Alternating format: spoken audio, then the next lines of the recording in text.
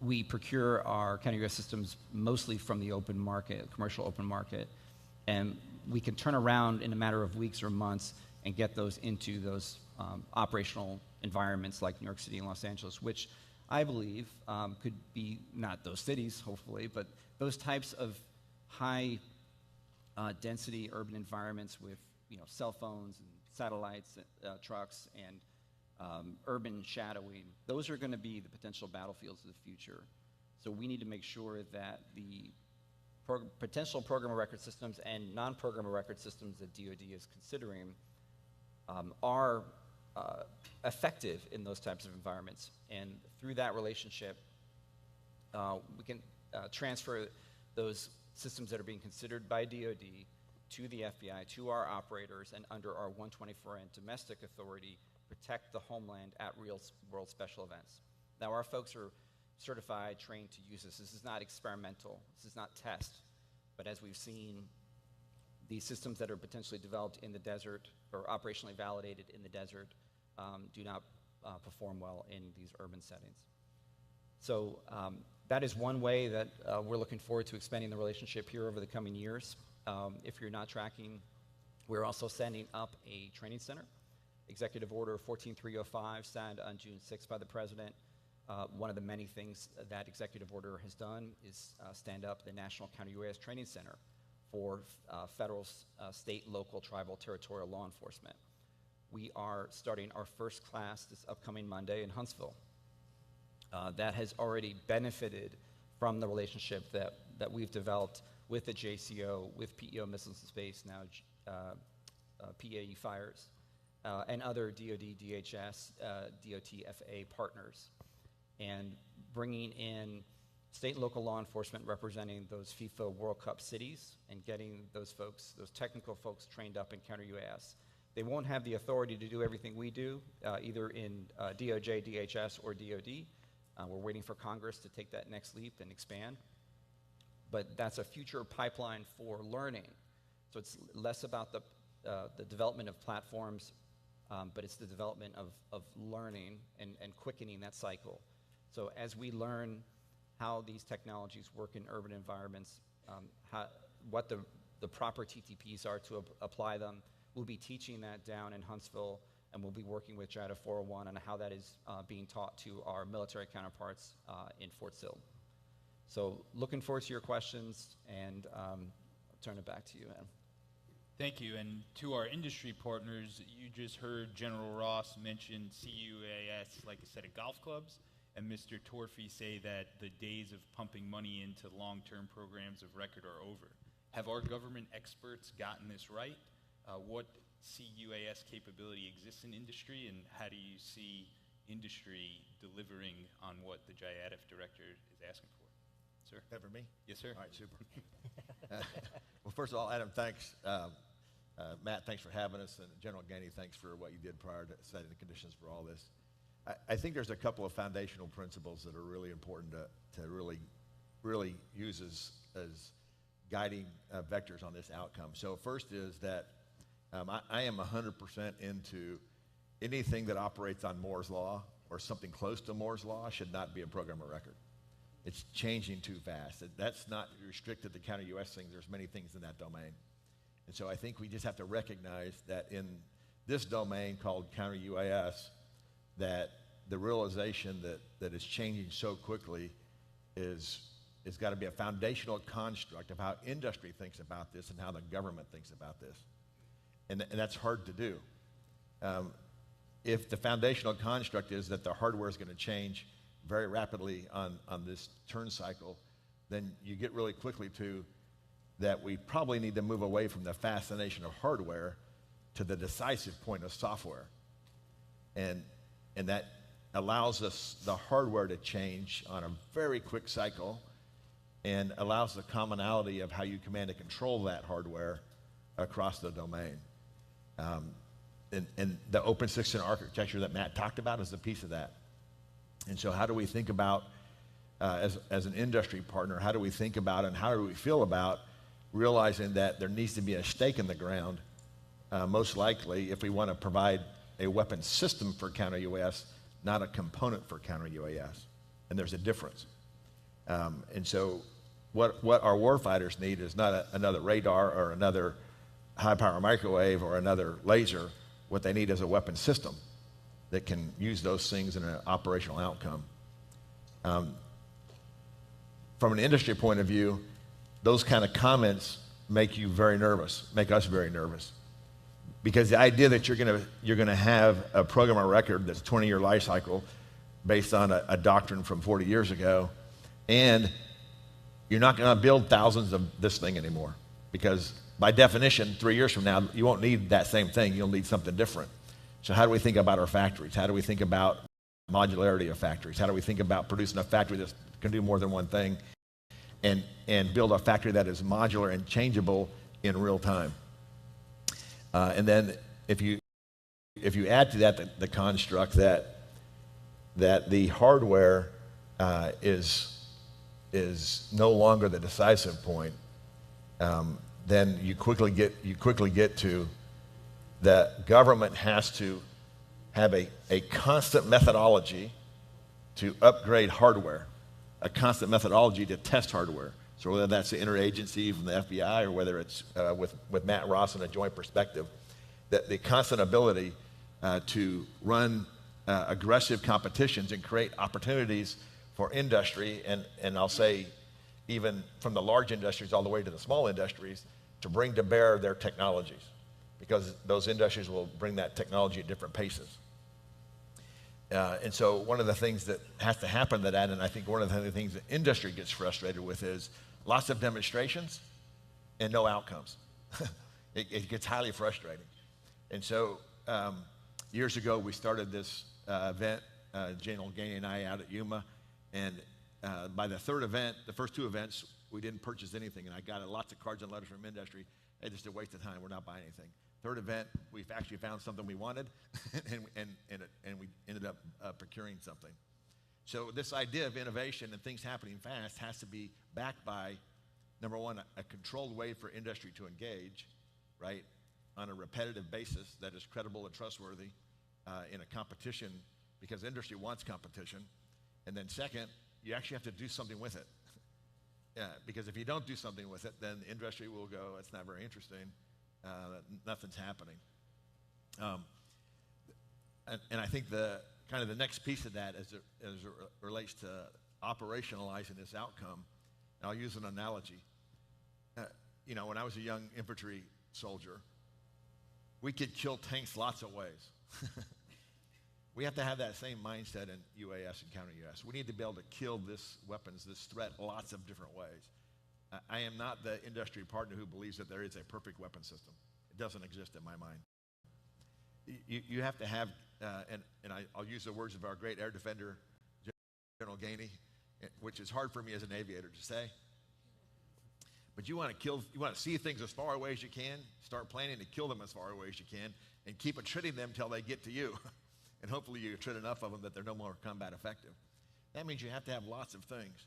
So if you're an operational commander, to General Ross's point, whether you're defending a post-camper station or you're forward in a maneuvering element, then there's not one answer that's going to solve all of your problems. That weapon doesn't exist.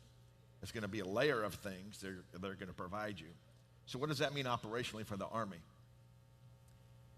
And I'll end with these last two pieces. So the first is, if you believe change is a key part of the future, and you can argue about the cycle, but let's say it's on Moore's Law, 18 to 24 months, something like that, and you're going to change hardware that often, fundamentally what's going to happen? And it really gets into three fundamental principles. Number one, if it's going to happen that fast, it has to be autonomous. It has to function as much on its own as it can with little to no training. Because General Ross is going to buy it, and he's going to give it to a division commander, and it doesn't exist in some program record somewhere. There's no log supply. There's no training school. So if we want the average 18-year-old soldier, you want Private Thurgood to go take that weapon system, it has to operate almost autonomously, if not 100% autonomously, all of the time. The training cycle must be minutes and hours, not days and weeks and months, when I was a young soldier going to AIT. So we got to think about how we train our soldiers differently. So instead of training our soldiers on products, which we've done for generations, we need to train our soldiers on domains. Train them on the domain of counter-UAS, the domain of drones, how to build a drone, how to kill a drone. And then use that domain because by definition, General Ross is going to give every division on a different cycle new equipment. So you can't have that, and there's no place you can train that change that often. So you got to train at the unit, which means they need domain knowledge at their individual training, not specific product knowledge. You get the product knowledge at your unit. That's a commercial model. Commercial business places have been doing that for years. The second piece in this triad is, and this is hard for the Army, we've got to realize that this is attritable. We got to realize that it's going to be temporary. We got to stop doing accountability on bayonets, so to speak. We got to realize that it's going to be used, it's going to be exercised, it's going to be used to kill something or get killed, and we're going to move on to the next thing. And the idea of attrition is hard for us in the Army. We like our things. We like to have lots of our things. So we got to change the mindset about logistic support structures. We don't leave all logistic support structures. Use it, throw it away, move to the next one. And so if it's going to change, then that actually follows naturally from that change.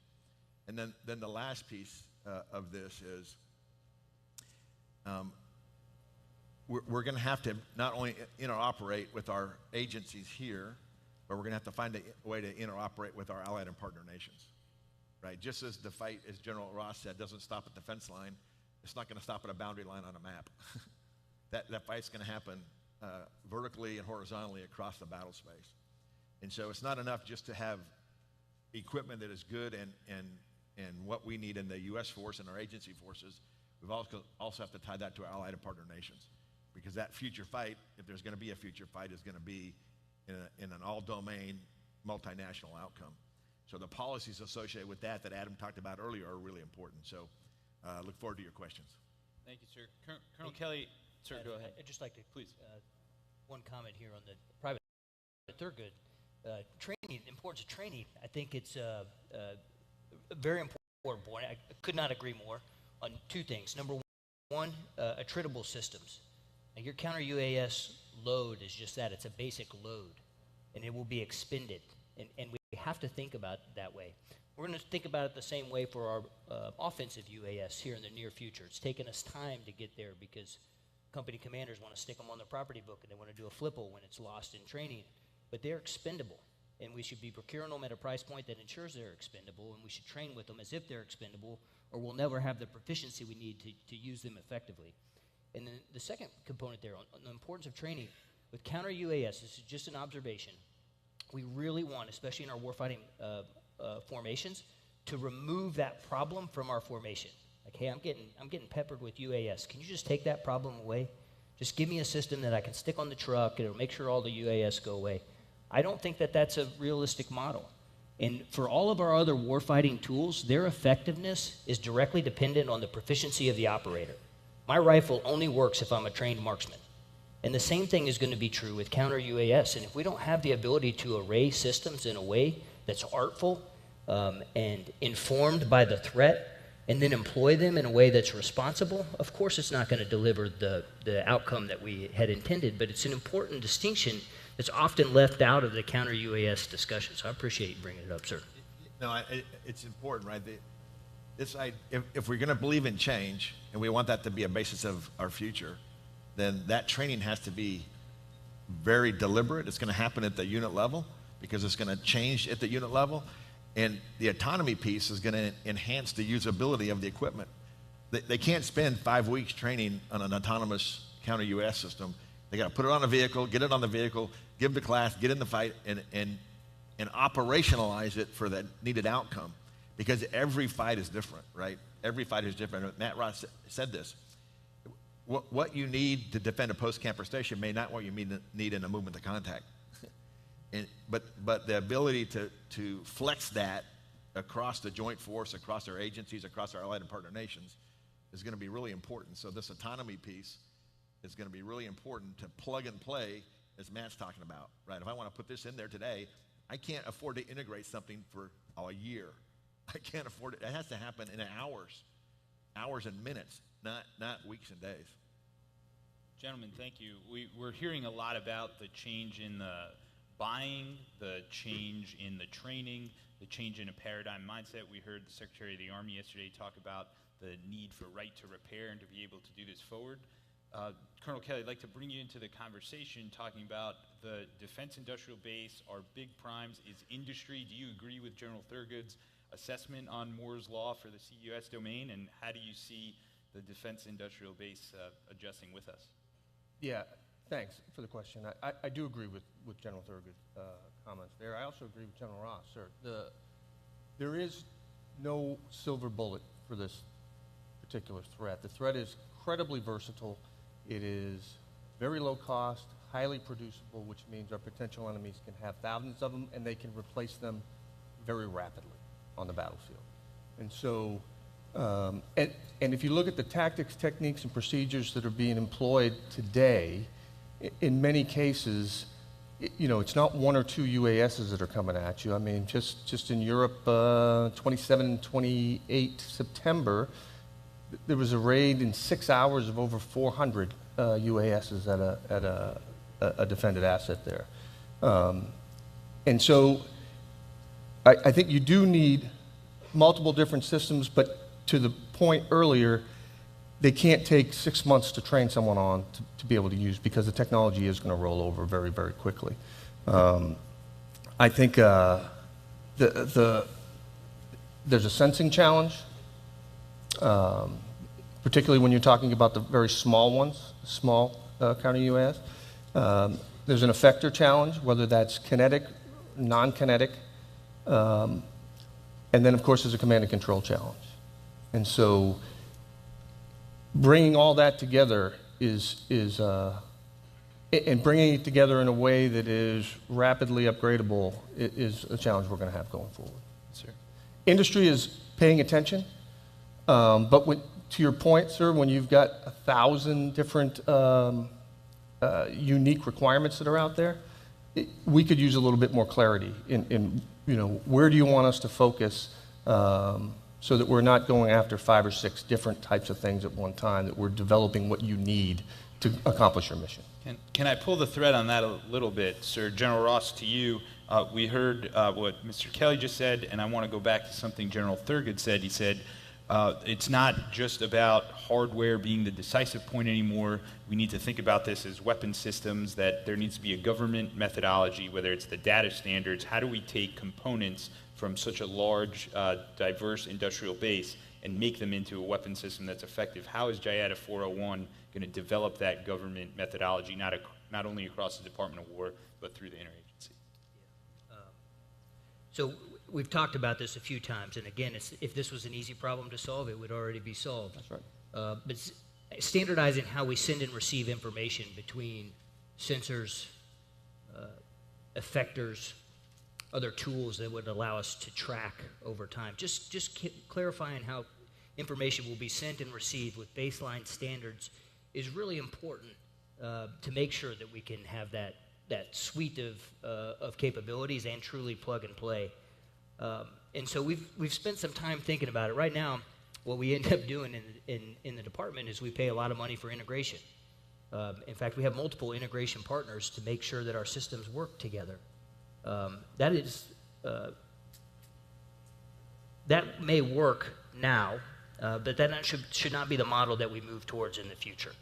And so one of the efforts that we're going to take on internal to the JIATF is try to provide baseline standards there for what we think, how we get that data layer right, to ensure that we can share.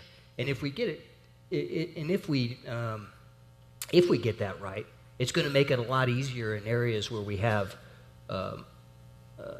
direct connections between 130I covered facilities and 124N covered locations. If you think about the National Capital Region, just think about the area where we're in today. You've got military installations scattered about throughout the entire National Capital Region. You've got local law enforcement. You've got federal law enforcement. Everybody has similar concerns, and so we should be able to provide a common intelligence picture of that threat environment and ensure that we are integrated in a way that if the Department of War identifies something as a threat and it's moving out of our covered facility into somebody else's area, they know that it's a threat, and they have the ability to use their effectors against it to mitigate that threat. And if I may, that'll get even more important. Right now, we're just dealing with DOD, DHS, DOJ. And in our own stovepipes, we have our problems to solve. But this is about to get much bigger as we roll in the SLTTs, with congressional approval and expansion of the authority set.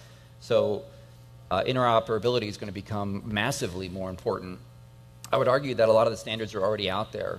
Cursor on target for an exchange mechanism has been around for over 20 years. We use it in the FBI every day. We use the Team Awareness Kit for that tactical engagement, that common operating picture for the actual SWAT operator or surveillance operator. And I know your folks do as well. And that's one of the things we're going to be training our folks, the state and local officers down in Huntsville on how to use ATAC. So if and when the authorities are expanded and we have, say, the New Jersey State Police with the authority to fully detect and technically mitigate potential threat UAS, next time there's potential drone sightings at Picatinny Arsenal, right? Think of New Jersey Drumegate last year, that they'll be in a position to do something about it. The FBI is not a rapid response force for counter-UAS. I don't think we'll ever really be that. We do our best work through intelligence and investigations and being ahead of the threat. If every day we get calls from critical infrastructure operators and military installations about potential drone incursions over those facilities. And unfortunately, by the time we get that call, it's too late. And the ISR is done, and we're potentially not going to get any attribution on that. So I really do believe that empowering our state and local law enforcement is important, but just as critical is how do they work with the installation commanders and back with us in the federal agencies through interoperability. Yeah, thank you. This is excellent as we've sort of described the threat. We've talked about some of the technical aspects of what we need to do, and I think we're getting into this conversation about the legal legislation, the policies and regulations, and how that impacts what actually our industry can build. And General Ross, to you, as you talked about the counter-UAS mission not beginning and ending at the fence line, what type of authorities or policies are you looking for installation commanders to do which would allow industry to develop the types of sensors and effectors that go beyond the fence line but work in a way that is interoperable with local law enforcement, the way that Mr. Torfey just described? Yeah, so Adam, I think it's a two-part question. So first is the authorities. So one thing that I think, just based off my experience in the field, is we've got to make sure that the authorities that we do have internal to the Department of War are clear to installation commanders. And I would argue if you asked 10 installation commanders today what their authorities are for counter-small UAS, you'd probably get 10 different answers.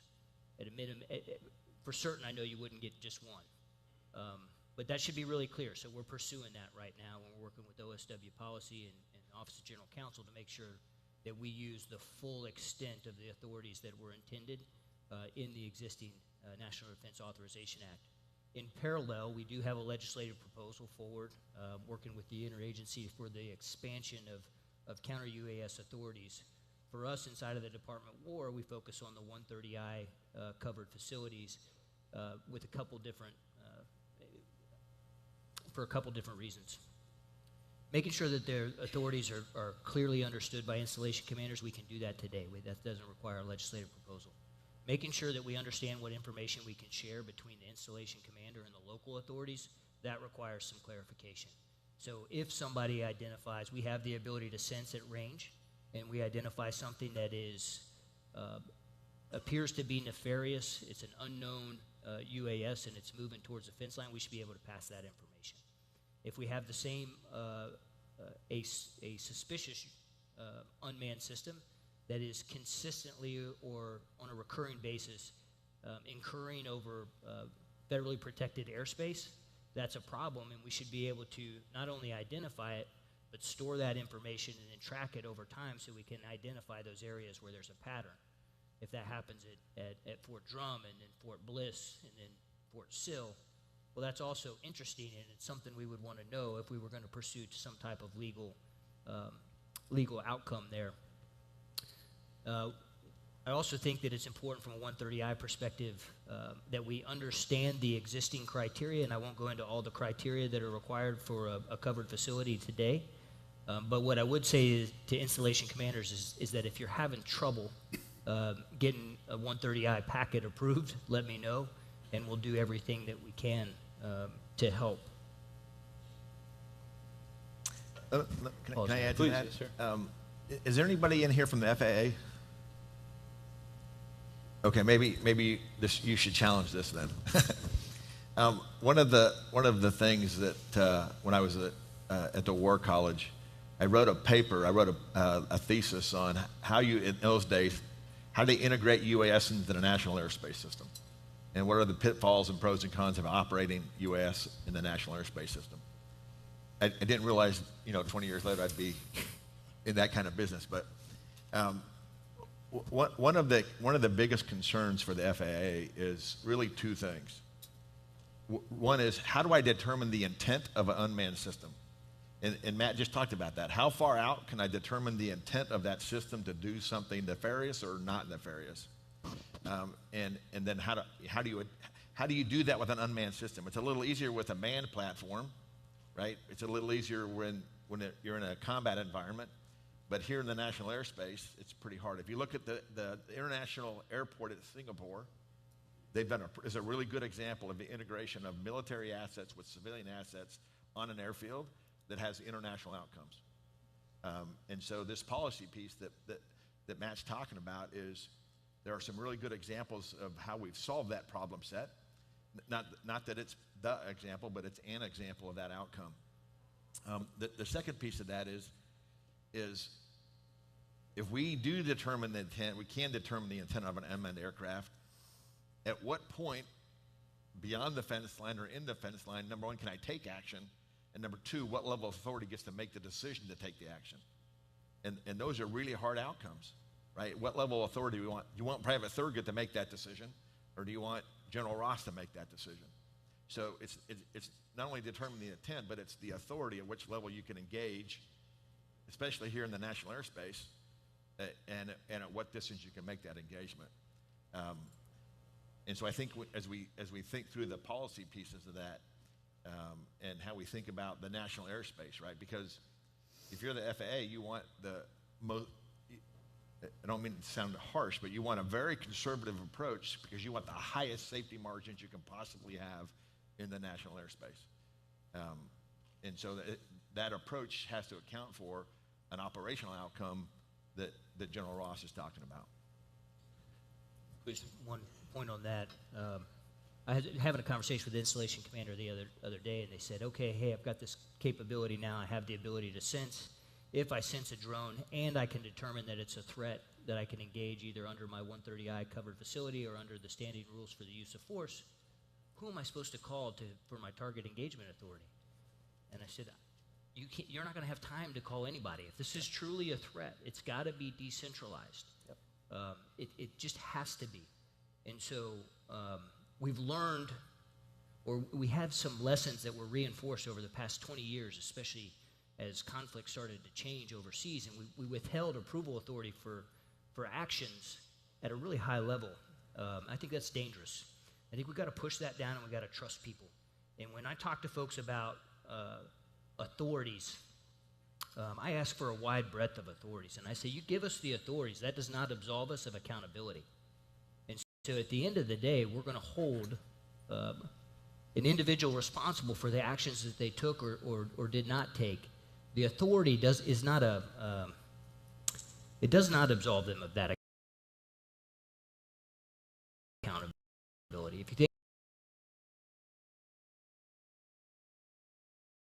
back to the rules of engagement in any type of conflict, the rules of engagement tell you if you can or cannot take a certain action. They don't tell you if you should or should not. And we hold people to the standard of whether or not they should or should not. And that includes not just taking an action against we'll use the drone example with the National Capital Region, but I also want to do it in an area where I can safely engage the target, so that I know that if there's going to be debris, assuming I'm using some type of low collateral effector, if there's going to be some type of debris, it's going to fall into a safe area. I have some type of, I've done some level of analysis on that. On that point, I think when I say low collateral kinetic effector, some people sit back in their chair and they say, well, why would we use a kinetic effector in the United States? I think we have to. We have to. We are too heavily indexed against library-based systems and RF defeat. And just think about it from a combat perspective in terms of delivering warfighter lethality. If I tell you that when you identify a threat, I'm going to give you a countermeasure that takes that threat system and gives it back to the person who is trying to attack you with it, you'd say that's crazy. That's not a combat system. You have to be able to remove that system. You got to either be able to kill the archer. We had a great conversation in here the other day about the arrow and the archer. And so you either got to be able to kill the operator with some type of counter battery fire, or you got to be able to take it out of the sky. But you certainly wouldn't return it to the person who wished you harm. And so how we apply that in the homeland, it'll be a bit of a balance. I'm not saying that everything has to be a collateral defeat, and I'm not saying that library-based systems are unnecessary. They're necessary for our defense in depth. They're just insufficient on their own. Ladies and gentlemen, I'm going to ask my last question as the moderator to each of the panelists. So I do encourage you, we do have microphones. After this last round of questions, we will turn it over to you. Colonel Kelly, I'd like to start with you. What technology trends, be it AI, be it some of this sense, directed energy, more RF integration in the next 6, 12, 18 months, to General Thurgood's point about Moore's Law, where do you see industry taking technology in the CUAS domain? Great. Yeah, so we are looking at both kinetic and non-kinetic and looking at the sensing problems, right? And trying to make, I think one of the things we really got to focus on here too is, as we've said many times, threat drones are very inexpensive and mass produced. Our solutions have to also be somewhat inexpensive, or we're going to have a cost curve that we're not going to be able to sustain. Right? Firing standard missiles at UASs out in the Red Sea is not sustainable. And so we are looking at, again, both kinetic and non-kinetic. We're also looking at, we're looking at putting different payloads on interceptors, right? One of the techniques we use is we fire drones at drones to go take out a drone, right? We're looking at putting different packages on that, different payloads on that makes that drone, the friendly drone that you send out, recoverable, so that it can be reloaded and used again. Spending a lot on directed energy. Directed energy is not, it's not that difficult to develop, but getting the right tracking and being able to point and aim the beam is a tough challenge that we're working on. There's also policy implications for that too that I don't know that we've worked all our way through. So we're looking at both kinetic, non-kinetic, and I do think there's probably getting towards cost-effective sensors that can be proliferated throughout the force is also something we're looking very hard at. Yes, sir. Thank you. General Thurgood, I'd like to ask, as we expand on Colonel Kelly's comments, how is industry working together with industry? You talked about some of the challenges sometimes working with government, and are our demos really getting after these things that help you evaluate, assess, and become partners with government. But how do we go after interoperability from an industry-to-industry perspective? Just as Colonel Kelly said, we've got a lot of this new technology coming over the next 12 months. Where does industry integrate itself and come to the demos with the weapon system that you described earlier? Yeah, so it's a great question, Adam. I think there's a couple aspects to that. And the words you just used were really interesting and probably deliberate, so they're super great. The model is changing. And the model is changing from the government having an idea, providing a bunch of RDT&E money, putting a cost-plus contract, and something shows up a couple years later, or whatever the time frame is. That process I just described is not, it will never be sufficient for the speed that General Ross wants us to be at. And so industry is going to have to be thoughtful and think deeply about the operational need and understand that. And that comes not from industry, that comes from soldiers. And so I think one of the important things that Matt can do is get soldiers in industry formations. And that sounds very odd to say it that way. Get soldiers in industry formations and what we would used to call soldier-centered design, right? Before you start talking about the next thing, let's figure out what the next thing should do. What are the characteristics of the next thing?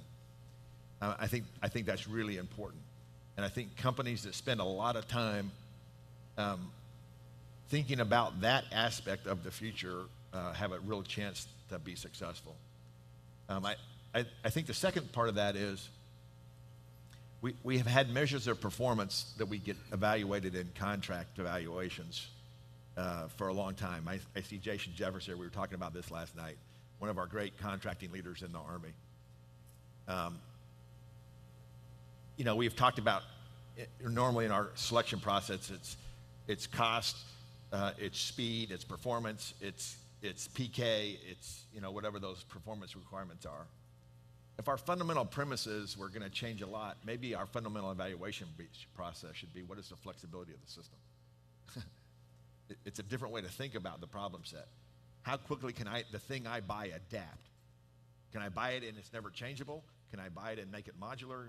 And so think about how to make the value, the thing we very want, which is change, how do we actually evaluate that in our proposals? And how do we present that as industry in our proposals? And then the last thing I'll just mention, and I'll start with an analogy. How many people in here are scuba divers? Okay, how many people are PADI or NAUI certified?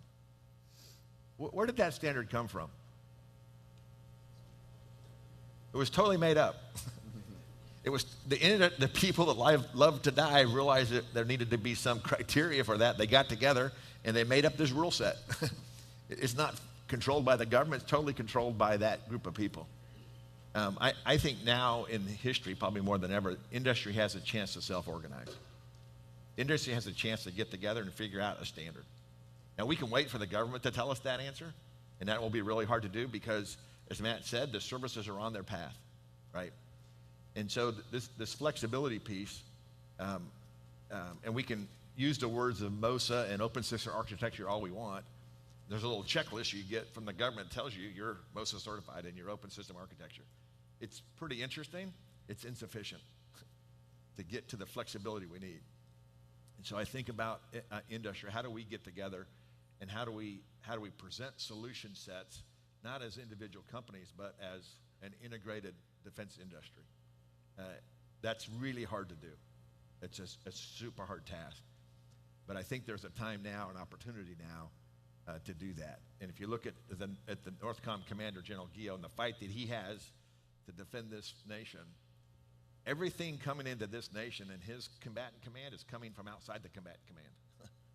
Generally speaking, not 100%, but a lot of it's going to come from outside the combatant command into his domain, and he's got to do something with it.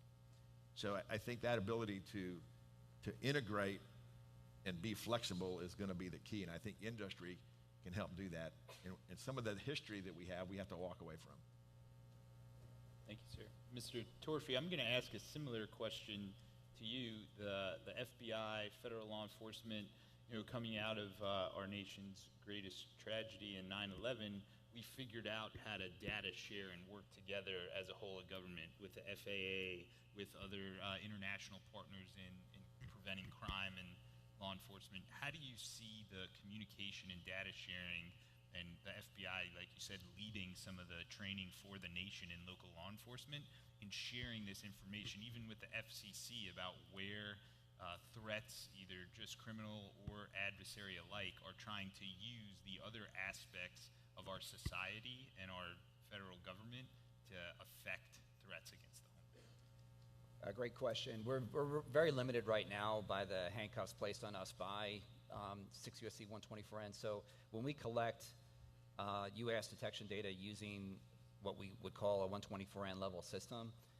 if we're decoding, decrypting the RF, that is now 124N level of information that we are very restricted in sharing. In fact, there is a stipulation for us to share threat information with law enforcement in the heat of the battle.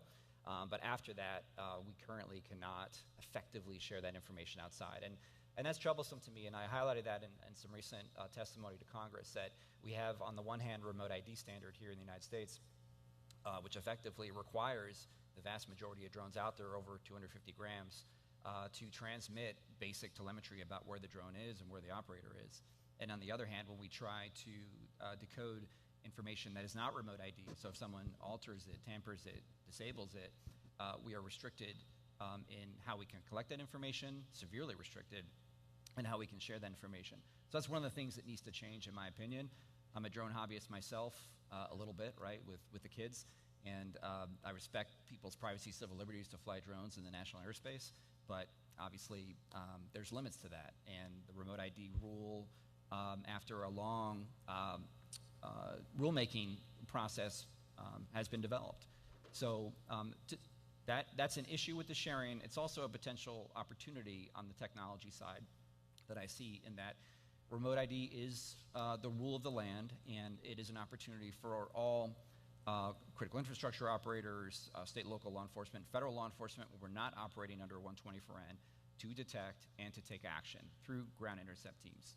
So we have the advantage in law enforcement in getting a patrol car or walking up and making contact with an individual, tapping them on the shoulder and saying, "What are you doing?" And conducting that interview, determining intent, and we can do that pretty quickly in a lot of situations, in a matter of a few minutes if we're organized well.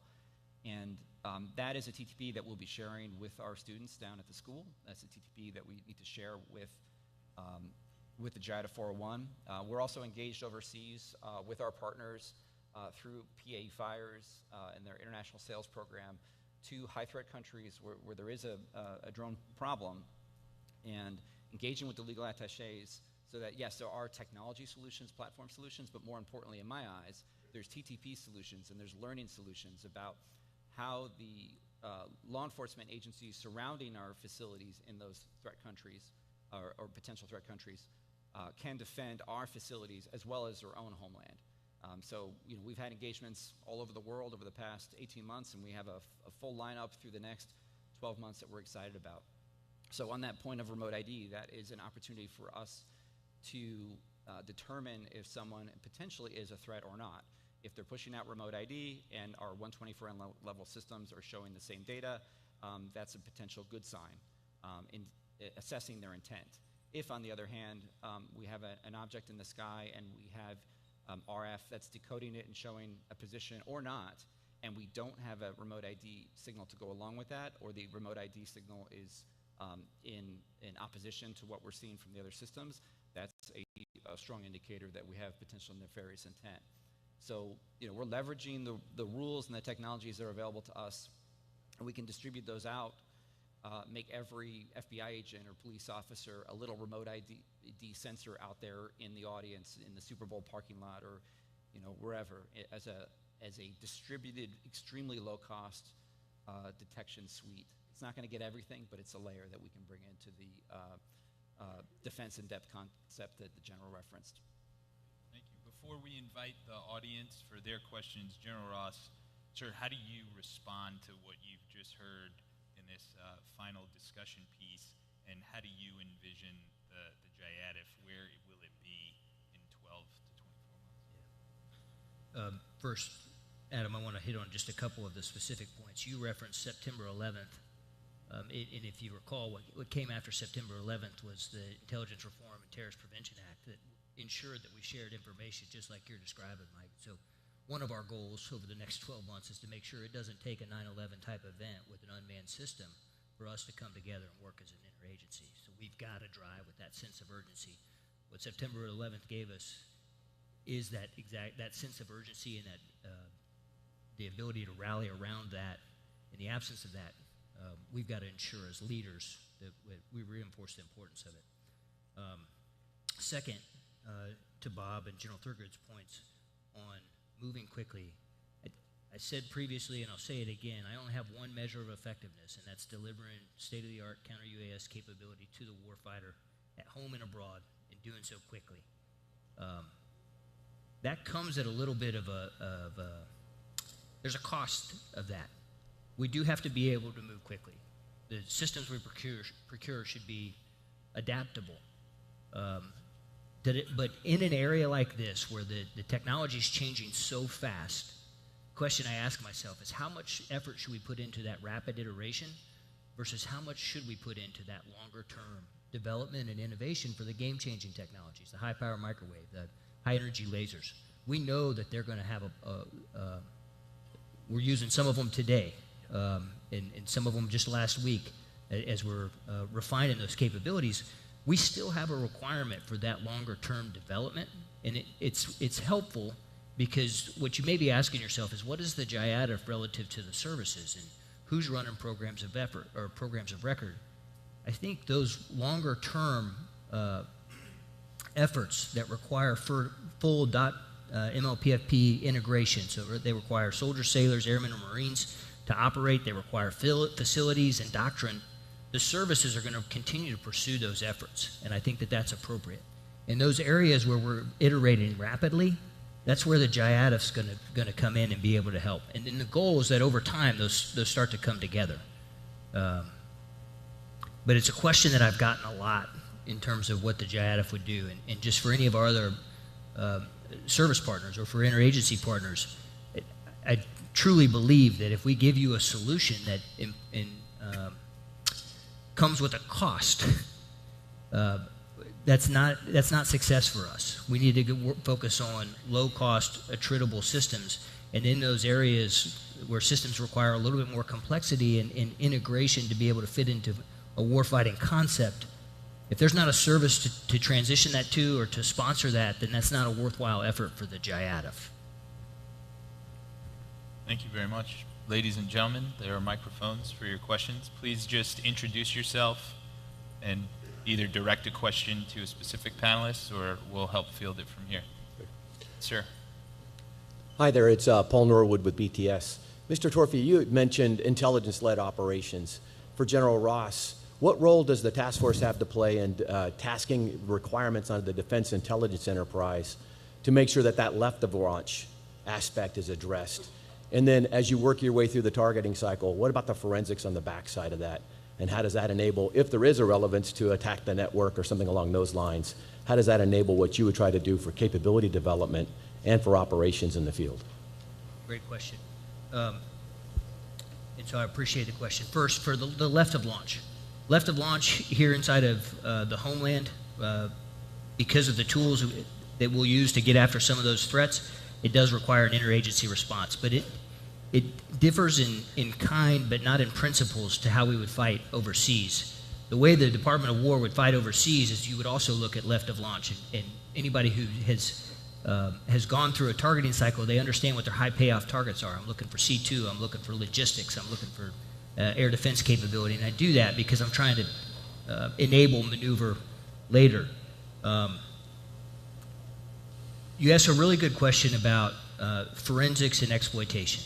So I think the JIATF will be responsible for exploitation of counter-UAS across the department. And what does that mean? That means that systems that are being used globally today, we've got to understand their capabilities, and we've got to make sure that our countermeasures are keeping pace with the development and iteration of those capabilities. It also means that in cases where we are under attack, whether at home or abroad, we are conducting the appropriate exploitation to feed that back into a targeting cycle that would allow us to get right back left of launch. So understanding who the sponsors are, where's the material support coming from, what are the other vectors that we could use to prevent the attack from happening before it does. Yeah, thank you. Howard Altman from the War Zone. I've got a question about, with the expiration of 124N and with the limitations and confusions of 130I, in specific situations like either a drone that's considered threatening entering a TFR like the one in Chicago, or one that's maybe 5 miles outside of the fence line, or just like one of the Jersey drones, can you shoot these down or take them down? Who would take them down, and who gives that authority? A lot. I'll take the answer to that. So 6 U.S.C. 124N gives us the legal relief from certain federal statutes that otherwise we'd be violating when we conduct defensive counter-UAS. So specifically the Pen Register Act, the Pen Trap Trace Act, Aircraft Sabotage Act, and some others. So when we want to proactively defend a covered facility, is how it's worded in the law, we get that very high level approval. For us, it's the Deputy Attorney General, and for DHS, it's the Secretary of Homeland Security to proactively defend. I would make that, it's a little bit of a different way of thinking about it. In the heat of battle, when there is a potential threat of death or serious bodily injury or property damage potentially, what authorities may come into play for any given federal, state, or local agency. So I can't speak for all the agencies out there, but from a preventative defensive posture, we are expired on that statute. For a reacting to an imminent risk, that is going to be up to each department agency. Thank you. Sir, I'll just add two points on that. Number one, for the Department of War under 130I, it's important to understand that a 130I covered facility provides legal protection for actions to counter a UAS. But in any scenario, under the standing rules for the use of force, the Department of War does have the ability to engage if they assess a threat from an unmanned system. And what about a situation that sort of falls in the middle of that, say something like the Jersey drone situation, where it doesn't necessarily come from a covered facility? What about a situation like that? It gets back to having, if it's well outside of DOD's installation boundaries, let's say, either their authorities or even the range of their technology, then it's going to come back to what agencies in, say, the state of New Jersey have the right technology, the training experience, the proper judgment to make that decision. And right now, we are extremely lacking in those areas, as I'm sure you understand, and that's why, again, we're excited about getting this school launched. Even though the folks that come out of the school in November, including the New Jersey State Police, New York City Police Department, and others, they'll be certified and trained on certain platforms. The most important thing they're going to come out with is an understanding of how all of this fits together, and that they can safely and with good judgment operate in the national airspace system to protect covered facilities or assets. Because the Congress has not yet expanded the authorities to them. We're doing everything we can right up to that edge to have them ready. Thank you. Hello, my name is Jack DeSantis. I served as a foreign volunteer in Ukraine as a drone pilot and drone warfare officer. And first of all, I wanted to say I deeply agree with everything that was said. We need to move faster in drone warfare, not just for ourselves, but because our adversaries are doing it. What I've seen on the battlefield was Russians and North Korean armies adapting within 3 months to technology changes and rolling out new updates to their systems on the battlefield. And the second point, I was speaking at Nagus with former DAS, the Daniel Fata, about drone warfare on a panel. And one of the most stark points that DAS the Fata brought up was that the FAA treats drones the same as a Boeing 777. And that General Johnson, who was on the panel with me, made an example of a drone incursion on one of our bases, and they were not allowed to shoot him down. So my question would be, are there any specific programs or specific movements or things in the work that will be coming up that would allow us to adapt our acquisition processes and our legal reforms to tackle with those things? And finally, lots of subject matter knowledge on drone warfare I'm happy to share with our forces. Thank you for that question. I'm happy to start, and I'll hand it over to you, Mike. So first, acquisition reform. Yes, it's coming. Second, we often, when we talk about counter-UAS, we do come back to authorities. And that's appropriate, because as we procure solutions or field solutions, they should be usable. But that we got to be careful there, because we don't want to self-limit to the point where we stop short of fielding the best capability to be able to defend our warfighters. And so that's a balance that I'm especially aware of as we talk about defense of the homeland and we talk about 130I covered sites. We still need to be developing state-of-the-art counter-UAS capability that can be used in any environment. And so we've just got to be careful about over-limiting based off the rules of today, because I would tell you one event will change the rules across the nation overnight. It's a big question. You mentioned authorities and technology and the legal equivalency of a drone to a fully loaded 777, which is absolutely true, which is why we need that legal relief to the Aircraft Sabotage Act. I'm very excited about the work that's been done by the White House National Security Council with Executive Order 14305 and the constant coordination that's coming out of there on getting everybody on the same page. So yes, we have the laws of the land and they're good laws, but there's a lot that we can do in the executive branch to maximize our capability in counter-UAS. Thank you. Good morning, Al Baker. Used to be at Fort Monmouth and APG. General Thor, good to see you again, sir. A couple questions. You didn't mention, well, we talked a lot about weapon systems, but not a lot about command and control and some of the C4ISR capabilities. We'll be working with the other PEOs like C3M and others. In particular, two kind of things come to mind. One is a lesson from Ukraine where individual soldiers will not often know if that drone near them is friendly or not. And then second, scaling potential C4ISR systems where there's just large amounts of things in the battle space. And I guess finally on the acquisition reform, can you make any comments about small business? Yeah, so a couple of things there, some good questions. Good to see you. If the hardware is going to change really quickly, as we believe it to be, whether it's quickly for near-term actions or changing for long-term actions, if you believe the fight is going to happen decentralized, right, which is probably the case, right? If we're going to move a lot, if we believe the future battle space, we're going to move a lot to survive, it's going to be decentralized, then the software that does that is going to be decisive. So that's C2 software, right? It's command and control software. It's insufficient to have command and control software in this domain that is just situational awareness. That's not the fight. The fight is have situational awareness and the ability to do something about the situation you have, right? If you have good situational awareness, then you just know you're about to be attacked.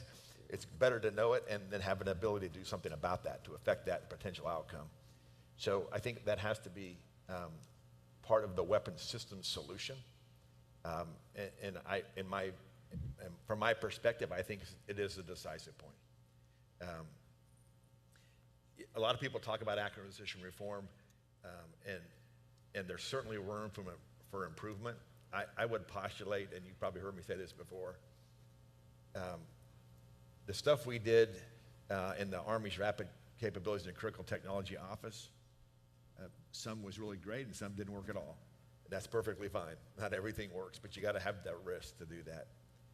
I think we can get acquisition reform and it will help us, but I think what we really need is the piece that General Ross is talking about. It's cultural and behavior reform.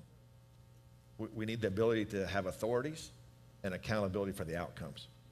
And I think if we can get the behavior reform right, then the acquisition reform will be much, much easier. And so I think having the ability to take risk without knowing that everything is going to work perfectly, because it's simply not. You know, invention is really hard. and change and adaptability, we're talking to today like it's just this easy. It's actually pretty hard to do that from an industry perspective and from a government perspective both. So I think we have to recognize that we are at a time, and I think organizations like Matt is a really good example, and General Gainey prior, really good example of pushing the authorities we already have for positive outcomes. So I think there's a balance between increasing our behavior and our cultural change to accept what we can do, and then some change that helps us with flexibility on money and colors of money, and those things are all great. But I think at the end of the day, the majority of that is how we approach it, and I think Matt's team is a good example to do that. Great answer. I just want to touch one thing real quick on the C2. I agree with General Thurgood completely. So we have 5 services is how I would think of it for counter-UAS: Army, Navy, Air Force, Marines, and SOCOM. And so as we went through our testing and evaluation for Replicator 2 to assess capabilities and suites of capabilities, one of the things we looked at intensely was C2. We have 3 different C2 platforms right now. I don't think that that's a secret. And one of the things I'm considering is, should we go down to a single one? As we looked at those systems, not only did we look at the cost to procure them, the cost to sustain them, and the number of people required to operate them, but we also measured quantitative data for how effective are they against these most current threats, and then qualitatively we did an assessment. We used soldiers who were not trained on these systems, and they came to the exercise. They got basic training on the system, and then they were responsible for operating the system. And then we gathered feedback from them, qualitative feedback on usability. To General Thurgood's point, I mean, if it's not intuitive, shame on us. So that is how we're looking at it, and you bring up a great point on C2.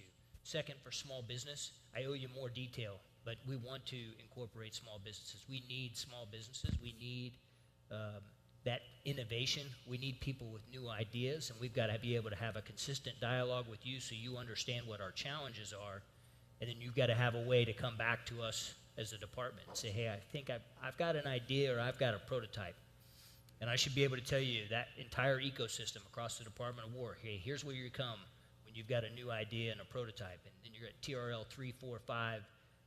Here's where we're going to do that testing and evaluation. We're going to give you feedback. And then once you've got a mature capability and you're ready to be assessed, we want to do that in a transparent manner so that we can continue to get that support from small businesses. Thank you. Good morning, gentlemen. Thank you very much for an enlightening panel discussion today. I appreciate it. My name is Tom Dobbs, just graduated from the Air Force after 33 years in Intel, and I'm now with a small tech company. I have a 2-part question for General Ross. So I was very encouraged by your discussion of the architecture and the integration, interoperability, all those things, and the modular open systems architecture. And you mentioned that the requirements are actually fairly well written for the systems and capabilities. My first question is, to what extent has your team or the broader enterprise developed requirements for the architecture that leads to the modular open system approach? The second part, sir, is you are at the top of this enterprise now with JIATF 401 overlooking this multi-agency effort. And you alluded to the different pieces and components that are residing in places that you're aware of and maybe some you're not aware of. I would offer that you are also a sub-element of the higher echelon in General Gutlein's Golden Dome initiative. Because although he's not worried about counter-UAS stuff, a lot of the integration of systems and the architecture thing is a part of his broader architecture. To what extent is there integration of those efforts between the broader Golden Dome and with JIATF 401? Thank you, sir. 2 great questions. First, for the requirements for the architecture, we actually want feedback from industry as we go through that. I could go into a closet with our smartest folks and we could come up with a white paper and we could write it on 1 page or we could write it 10 pages. Either way, it would probably be incomplete without your input. And so we want feedback from industry as we try to establish those baseline standards. 2, on the how connected are we to the Golden Dome and General Gutlein's effort, Golden Dome of America? I think we are complementary. You can't have one without the other. And it's a little bit rudimentary, and I'll probably show my age, but several years ago, there was a book about a starfish and a spider. And it talked about 2 different types of organizations, and one was largely networked and centralized, and that's the spider. And if you cut off the head of the spider, you killed the spider.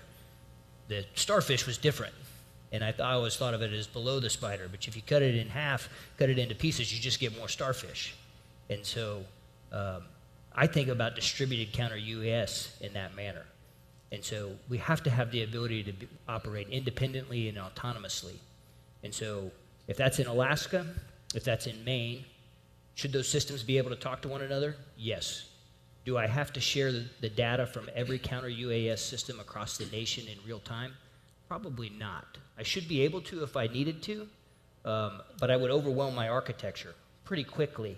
And so knowing what we need to, I know that we need to be able to share, and I know that we need to be responsible about the information that we choose to share so we can protect those more exquisite capabilities that will protect the nation. Thank you, sir. In the interest of time, we're going to do a lightning round to make sure these final 3 questions get asked. So please ask your question. We'll turn the microphone over, and we'll get these last 3 questions in, and we can just answer them from there, too. Thanks, I appreciate it.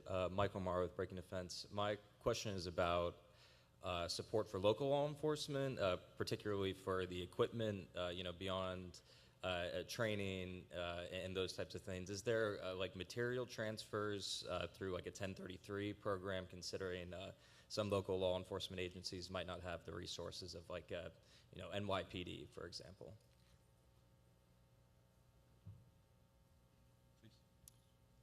Thank you, everyone, for your time today and insights. Lucas Raskin with Gardner RF. I know a lot of people on this panel have a wish list in terms of authorities they'd like to see expanded in order to deal with unauthorized UAS. My question is, as many in the FAA see their mandate as aviation safety surrounding the threats that UAS pose to airports, and are resource constrained from enforcing remote ID or attribution of intent. I know Mr. Torfey described remote ID being used at a handheld temporary monitoring capacity at these Sierra 1 events. I'd like to know, as Part 108 expands and we're on the eve of maybe Amazon flying tens of thousands of systems around, are there any outcomes that you'd like to see at the federal or SLTT level in terms of management of commercial UAS activity or potential pattern of life establishments surrounding this activity to support law enforcement and homeland defense? Thank you. Mike Marino, a veteran small business owner. First off, I'd like to challenge all of us to consider whether or not automation is the 7th warfighting function. Second, thank you so much to everyone who's talking about requirements and getting industry and the customer together to talk about those requirements, including small businesses like ours. But my question is, for small businesses like mine, me and my innovators can develop very rapidly and very innovative technology, but funding is a critical issue. There is a very constrained, small amount of funding available to us. Programs like XTech and SBIR, which has lapsed, are very helpful to us, but expecting small businesses like mine to develop counter-UAS solutions on IRAD, internal research and development, is very difficult. So I'd like to challenge the panel to consider funding mechanisms for companies, innovators like mine, veteran innovators like mine, to develop the solutions.